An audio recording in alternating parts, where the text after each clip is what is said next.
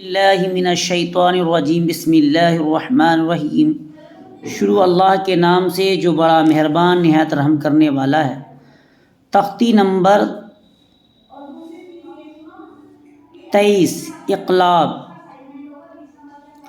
تختی نمبر 23 کے اندر اقلاب کا قاعدہ ہے۔ اقلاب کہتے کس کو ہیں؟ اقلاب کہتے ہیں تنوین یا نون ساکن کے بعد با ہے۔ تنوین یا نون ساکن کے بعد تنوین کہتے ہیں دو زبر دو زیر دو پیش کو۔ تنوین کہتے ہیں دو زبر دو زیر دو پیش کو، اور نون ساکن کہتے ہیں جس نون پر جزم ہو۔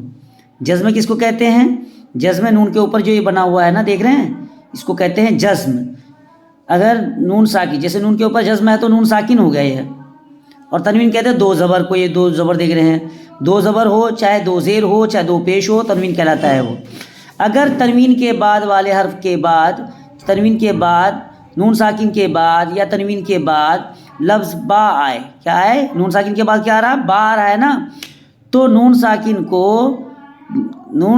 کو بدل کے کس سے بدل دیں گے؟ میم سے بدل دیں گے۔ نون ساکن کو کس سے بدل دیا جائے گا؟ تنوین یا نون ساکن کے بعد با آئے تو نون کو کس سے بدل دیں گے؟ میم سے بدل کر پڑھیں گے۔ جیسے میم نون زبر من پڑھنا تھا ہم کو، تو نون سے بدل کر کے ہم نے کیا کر دیا؟ میم بنا دیا۔ تو میم، نون کو کس سے بدلا؟ میم سے بدلا۔ تو اب کیا میم کس سے جڑے گا؟ میم سے جڑے گا۔ میم میم زبر مم۔ اسی طریقے سے عین الف دو زبر کیا ہوتا ہے؟ ان۔ تنوین ہے، ان ہونا چاہیے، لیکن ہم نے کس کو، تنوین کو کس سے بدلا؟ کیونکہ تنوین کے بعد کیا آ رہا ہے؟ با آ رہا ہے، تو کس سے بدلیں گے ہم؟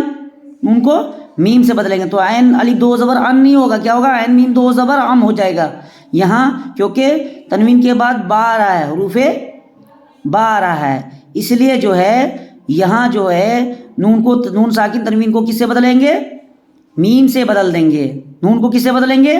میم سے بدل کے پڑھیں گے۔ جیسے ان کی بجائے ام بولیں گے، تو اس کو کہتے ہیں، اس کو نون کو میم سے بدل کر غنہ اور اخفا کے ساتھ پڑھتے ہیں۔ غنہ اور اخفا کے ساتھ، غنہ کرنا اخفا کے ساتھ پڑھیں گے۔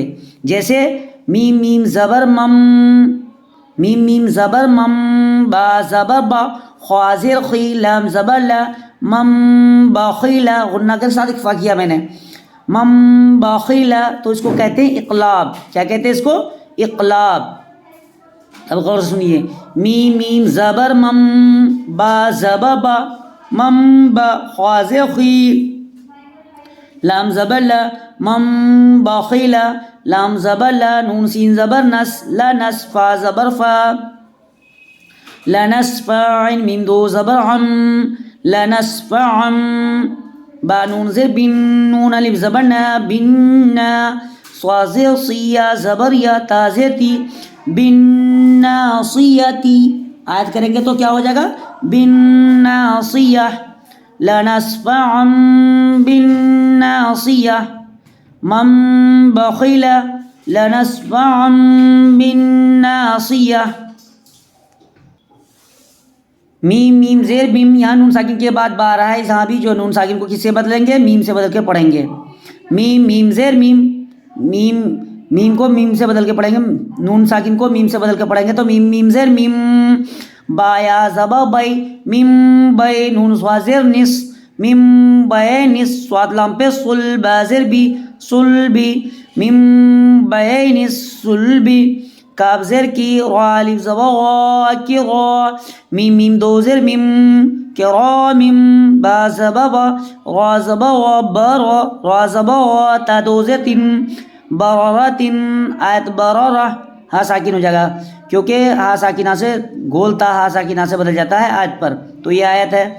تو کرام برارہ، میم میم زیر میم، با ان زبر با، میم با، دال زیر دی، میم بعدی، میم پیش مو، طہ زبر طہ، مطہ، ہا زبر ہا، را زبر را، مطہرہ، تا میم دو زیر تیم، مطہرتم، با زیر بی، حمزہ یا زبا اے، بی اے، دال یا زیر دی، بی اے دی، سین زبر سا، فا زبر فا، صفا، را زبا، تا دو زیر تیم، سفراتن، یہاں بھی جو آیت کی وجہ سے گولتا ہا ساکنہ سے بدل جائے گا، سفراتن کی بجائے کیا ہو جائے گا؟ سفرہ ہو جائے گا۔ बिऐदी सफ़रा। अब मैं रवा आपको पढ़ा देता हूँ यहाँ से। मम बखिला लनस्फ़अम बिन्नासिया मिन बैनि सुल्बि किरामिन बररा मिन बादी मुतहहरतिन बिऐदी सफ़रा। आपको अच्छी तरीके से क़वाइद को समझ करके याद करना है। आपको बता दिया मैंने आपको। इक़लाब कहते हैं तनवीन या नून साकिन के बाद अगर बा आए तो नून को मीम से बदल कर गुन्ना के साथ गुन्ना करके इक़फ़ा के साथ पढ़ते हैं। उसी को क्या कहते हैं? इक़लाब कहते हैं। ये इक़लाब का क़ायदा है। ये यहाँ से लेकर के ये पूरी तख्ती नंबर 23 जो है ये पूरी क्या है? इसमें इक़लाब का क़ायदा है। आपसे पूछा जाए इक़लाब किसे कहते हैं, आप ये कहिए तनवीन या नून साकिन के बाद अगर बा आए तो नून को मीम से बदल